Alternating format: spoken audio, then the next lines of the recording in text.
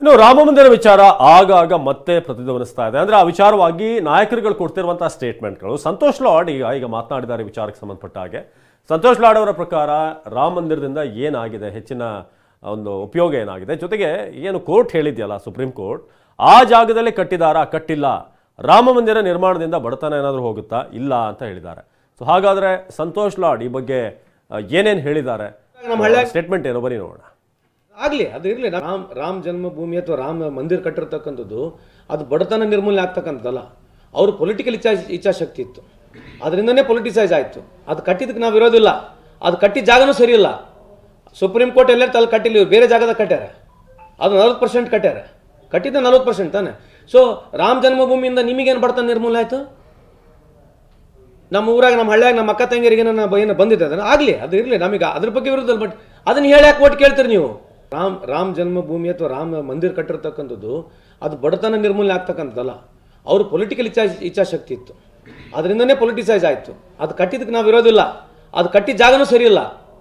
Supreme court. ನೀವು ಪೋಷಕರಾಗಲು ಕಾಯುತ್ತಿದ್ದೀರಾ? ಚಿಂತಿಸದಿರಿ. Oasis fertility 90,000 ದಂಪತಿಗಳ ಜೀವನದಲ್ಲಿ ಸಂತೋಷವನ್ನು ತಂದಿದೆ. 7825893601 ಗೆ ಕರೆ ಮಾಡಿ ಅತ್ಯದ್ಭುತ ರಿಯಾಯಿತಿ ಪಡೆಯಿರಿ ಹಾಗೂ ಎಲ್ಲರಿಗೂ ಗುಡ್ ನ್ಯೂಸ್ ಕೊಡಿ. ಕೋರ್ಟ್ ಎಲ್ಲರೂ ಅಲ್ಲಿ ಕಟ್ಟಿಲ್ಲ, ಇವ್ರು ಬೇರೆ ಜಾಗದಾಗ ಕಟ್ಟ್ಯಾರ. ಅದು 40% ಕಟ್ಟ್ಯಾರ, ಕಟ್ಟಿದ್ದ 40% ತಾನೆ. ಸೊ ರಾಮ ಜನ್ಮಭೂಮಿಯಿಂದ ನಿಮಗೇನು ಬಡತನ ನಿರ್ಮೂಲನೆ ಆಯಿತು? ನಮ್ಮ ಊರಾಗ, ನಮ್ಮ ಹಳ್ಳಿಯಾಗ, ನಮ್ಮ ಅಕ್ಕ ತಂಗಿಯರಿಗೆ ಏನು ಬಂದಿದೆ ಅದನ್ನು ಆಗಲಿ, ಅದು ಇರಲಿ. ನಮಗೆ ಅದ್ರ ಬಗ್ಗೆ ವಿರುದ್ಧ. ಬಟ್ ಅದನ್ನು ಹೇಳಿ ಯಾಕೆ ಓಟ್ ಕೇಳ್ತೀರಿ ನೀವು? ಇನ್ನು ಸಂತೋಷ್ ಲಾಡ್ ಅವರ ಈ ಸ್ಟೇಟ್ಮೆಂಟ್ಗೆ ಬಿಜೆಪಿ ನಾಯಕರ ರಿಯಾಕ್ಷನ್ ಹೇಗಿತ್ತು ಬನ್ನಿ ನೋಡೋಣ. ಇನ್ನು ಉಳಿದಿರೋದು ಏನಾಯ್ತು ಕಾಂಗ್ರೆಸ್ಗೆ? ಕಾಂಗ್ರೆಸ್ ಪೂರ್ತಿ ಮನೆ ತೊಳೆದೋಗಿದೆ. ಈಗ ಏನು ಉಳಿದಿಲ್ಲ. ಇವ್ರು ಬೇರೆ ಜೋಡೋ ಅಂತ ಆಚೆ ಹೋಗಿದ್ದಾರೆ. ಇವ್ರು ಯಾವಾಗ ಜೋಡೋ ಅಂತ ಹೋದ್ರು ಎಲ್ಲರೂ ಕಾಂಗ್ರೆಸ್ ಛೋಡೋ ಅಂತ ಹೇಳ್ಬಿಟ್ಟು ಇಡೀ ದೇಶದಲ್ಲಿ ಹೋಗ್ತಾ ಇದ್ದಾರೆ. ಅದಕ್ಕೆ ಈಗ ಟೈಮ್ ನೋಡ್ಕೊಂಡು ರಾಹುಲ್ ಗಾಂಧಿಯವರು ಇಲ್ಲಿದ್ದರೆ ಸಮಸ್ಯೆ ಅಂತೇಳಿ ಜೋಡೋ ಅಂತ ಹೋಗ್ತಾ ಇದ್ದಾರೆ. ಕಾಂಗ್ರೆಸ್ ಅವ್ರಿಗೆ ಈ ದೇಶದಲ್ಲಿ ನೆಲೆ ಇಲ್ಲ ಅನ್ನೋದು ಸ್ಪಷ್ಟವಾಗಿ ಇದರಿಂದ ಅರ್ಥ ಆಗ್ತದೆ. ಮುಂಚೆ ಇದೇ ಕಾಂಗ್ರೆಸ್ನವರು ರಾಮ ಕಾಲ್ಪನಿಕ ವ್ಯಕ್ತಿ ಅನ್ನೋಂಥ ಮಾತನ್ನು ಹೇಳಿದರು. ಅದಾದ ನಂತರ ಇನ್ನೇನು ಸುಪ್ರೀಂ ಕೋರ್ಟ್ ಜಡ್ಮೆಂಟ್ ಬಂದ ನಂತರ ಇವರು ಮಂದಿರವನ್ನು ಕಟ್ತೀವಿ ಅಂತ ಹೇಳ್ತಿದ್ದಾರೆ. ಯಾವಾಗ ಮಂದಿರ ಕಟ್ತಾರೆ, ಯಾವಾಗ ಉದ್ಘಾಟನೆ ಮಾಡ್ತಾರೆ ಅಂತ ತಾರೀಖು ಹೇಳ್ತಿಲ್ಲ ಅಂತ ಹೇಳಿದ್ರು. ಈಗ ಮಂದಿರನೂ ಕಟ್ಟಾಯಿತು, ಮಂದಿರನ್ನು ತಾರೀಕು ಹೇಳಾಯಿತು ಮತ್ತು ಉದ್ಘಾಟನೆನೂ ಆಯಿತು.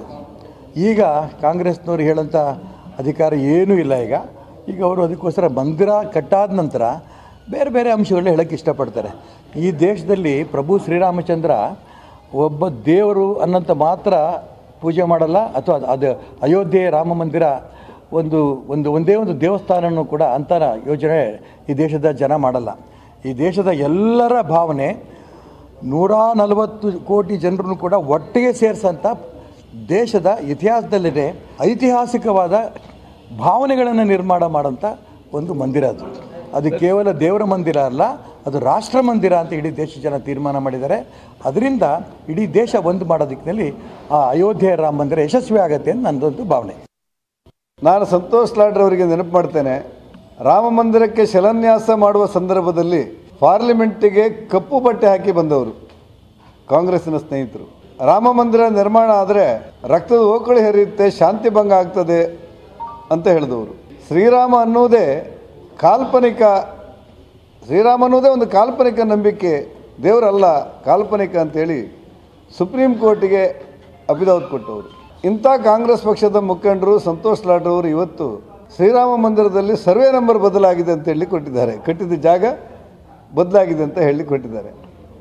ಅವರ ಮಾತುಗಳು ಇನ್ನೂ ಯುವಕರವರು, ಅವರ ಮಾತುಗಳು ಪ್ರತಿಕ್ರಿಯೆಗೂ ಯೋಗ್ಯ ಅಂತ ನನಗನ್ನಿಸಿಲ್ಲ.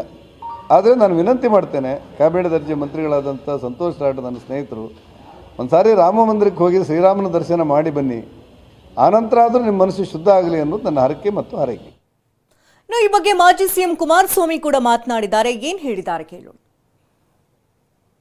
ಜನತೆ ತೆರಿಗೆ ದುಡ್ಡಿಂದ ಕಟ್ಟಿಲ್ಲ, ರಾಮ ಮಂದಿರ ಕಟ್ಟಿರ್ತಕ್ಕಂಥದ್ದು ದೇಶದ ಕೇಂದ್ರ ಸರ್ಕಾರದ ಖಜಾನೆ ದುಡ್ಡು ತಗೊಂಡೋಗಿ ಕಟ್ಟಿಲ್ಲ. ಅವರು ರಾಮ ಮಂದಿರ ಕಟ್ಟಿರ್ತಕ್ಕಂಥದ್ದು ದೇಶದ ಕೋಟ್ಯಾಂತರ ಜನ ದೇಣಿಗೆ ಕೊಟ್ಟು ಆ ಜನಗಳು ಅವ್ರು ಕಟ್ಟಿರ್ತಕ್ಕಂಥ ಖರ್ಚು ವೆಚ್ಚ ಮಾಡಿರ್ತಕ್ಕಂಥದ್ದು ದೇಶದ ಮೇಲೆ ಯಾವುದೇ ಪರಿಣಾಮ ಬೀರ್ತಕ್ಕಂಥದ್ದಲ್ಲ. ಜನತೆಯ ತೆರಿಗೆ ದುಡ್ಡಿಂದ ಕಟ್ಟಿಲ್ಲ, ರಾಮ ಮಂದಿರ ಕಟ್ಟಿರ್ತಕ್ಕಂಥದ್ದು ದೇಶದ ಕೇಂದ್ರ ಸರ್ಕಾರದ ಖಜಾನೆ ದುಡ್ಡು ತಗೊಂಡೋಗಿ ಕಟ್ಟಿಲ್ಲ ಅವರು. ರಾಮ ಮಂದಿರ ಕಟ್ಟಿರ್ತಕ್ಕಂಥದ್ದು ದೇಶದ ಕೋಟ್ಯಾಂತರ ಜನ ದೇಣಿಗೆ ಕೊಟ್ಟು ಆ ಜನಗಳು ಅವ್ರು ಕಟ್ಟಿರ್ತಕ್ಕಂಥ ಖರ್ಚು ವೆಚ್ಚ ಮಾಡಿರ್ತಕ್ಕಂಥದ್ದು. ಅದು ದೇಶದ ಮೇಲೆ ಯಾವುದೇ ಪರಿಣಾಮ ಬೀರ್ತಕ್ಕಂಥದ್ದಲ್ಲ ಅದು. ಇನ್ನು ಸಂತೋಷ್ ಲಾಡ್ ಅವರ ಸ್ಟೇಟ್ಮೆಂಟ್ ಸ್ವಲ್ಪ ಚರ್ಚೆಗೆ ಒಳಗಾಗ್ತಿದೆ ಅಂತ ಗೊತ್ತಾದಾಗ ಅದಕ್ಕೊಂದಷ್ಟು ಕ್ಲಾರಿಫಿಕೇಶನ್ ಕೊಡುವಂತ ಪ್ರಯತ್ನ ಪಟ್ಟಿದ್ದಾರೆ ಸಂತೋಷ್ ಲಾಡ್. ನಾನು ಶ್ರೀರಾಮ ಮಂದಿರದ ಜಾಗ ಸರಿ ಇಲ್ಲ ಅಂತ ಹೇಳಿಲ್ಲ, ಸುಪ್ರೀಂ ಕೊಟ್ಟಿರುವಂತಹ ಜಾಗಕ್ಕಿಂತ ಹೆಚ್ಚುವರಿ ಜಾಗದಲ್ಲಿ ಕಟ್ಟಿದ್ದಾರೆ ಅಂತ ಹೇಳಿದ್ದೀನಿ ಅಂತ ಹೇಳಿದ್ದಾರೆ. ಹುಬ್ಬಳ್ಳಿಯಲ್ಲಿ ಕಾರ್ಮಿಕ ಸಚಿವ ಸಂತೋಷ್ ಲಾಡ್ ಅವರ ಸ್ಪಷ್ಟನೆ, ಜಾಗದ ವಿಚಾರದಲ್ಲಿ ಅವ್ಯವಹಾರ ಆಗಿದೆ.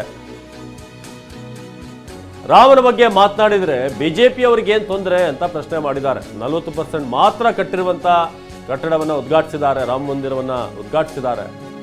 ಅಪೂರ್ಣಗೊಂಡ ಶ್ರೀರಾಮ ಮಂದಿರವನ್ನ ತರಾತುರಿಯಲ್ಲಿ ಉದ್ಘಾಟಿಸಿದ್ದಾರೆ ಅಂತ ಹೇಳಿದ್ದಾರೆ. ಜಾಗ ಸರಿಲ್ಲ ಅಂತ ಹೇಳಿರ್ತಕ್ಕಂಥದ್ದಲ್ಲ, ಸುಪ್ರೀಂ ಕೋರ್ಟ್ ಏನು ಕೊಟ್ಟಿತ್ತು ಅದ್ರ ಮೇಲೆ ಎಕ್ಸ್ಟ್ರಾ ಅಂದ್ರೆ ಅದೇ ಜಾಗದಲ್ಲಿ ಎಕ್ಸ್ಟ್ರಾ ಜಾಗ ತಗೊಂಡು ಆ ಜಾಗ ಕಟ್ಟಿದ್ದಾರೆ ಅಂತ ಜನರಲ್ ಆಗಿ ಹೇಳಿರ್ತಕ್ಕಂಥ ಕಮೆಂಟು. ಅದರಿಂದ ನೇರವಾಗಿ ಏನು ಬಡವ್ರಿಗೆ ಅನುಕೂಲ ಆಗ್ತಕ್ಕಂಥದ್ದು ಏನು ಕಾಣಲ್ಲ. ದೇವ್ರ ಭಕ್ತಿ ಎಲ್ಲರಿಗಿದೆ, ದೇವ್ರ ಭಕ್ತಿ ಇರ್ತಕ್ಕಂಥದ್ದು ಎಲ್ಲರಿಗಿದೆ, ಅಂದ್ರೆ ಬಡತನ ಇರೋದಿಲ್ಲ ಏನು ದೇವ್ರ ಭಕ್ತರಿಗೆ. ಆದರೆ ಜಾಗ ಸರಿಲ್ಲ ಅಂತ ಹೇಳಿರ್ತಕ್ಕಂಥದ್ದಲ್ಲ, ಸುಪ್ರೀಂ ಕೋರ್ಟ್ ಏನು ಕೊಟ್ಟಿತ್ತು ಅದ್ರ ಮೇಲೆ ಎಕ್ಸ್ಟ್ರಾ ಅಂದ್ರೆ ಅದೇ ಜಾಗದಲ್ಲಿ ಎಕ್ಸ್ಟ್ರಾ ಜಾಗ ತಗೊಂಡು ಆ ಜಾಗ ಕಟ್ಟಿದ್ದಾರೆ ಅಂತ ಜನರಲ್ ಆಗಿ ಹೇಳಿರ್ತಕ್ಕಂಥ ಕಮೆಂಟು. ಅದರಿಂದ ನೇರವಾಗಿ ಏನು ಬಡವ್ರಿಗೆ ಅನುಕೂಲ ಆಗ್ತಕ್ಕಂಥದ್ದು ಏನು ಕಾಣಲ್ಲ. ದೇವ್ರ ಭಕ್ತಿ ಎಲ್ಲರಿಗಿದೆ, ದೇವ್ರ ಭಕ್ತಿ ಇರ್ತಕ್ಕಂಥದ್ದು ಎಲ್ಲರಿಗಿದೆ, ಅಂದ್ರೆ ಬಡತನ ಇರೋದಿಲ್ಲ ಏನು ದೇವ್ರ ಭಕ್ತರಿಗೆ.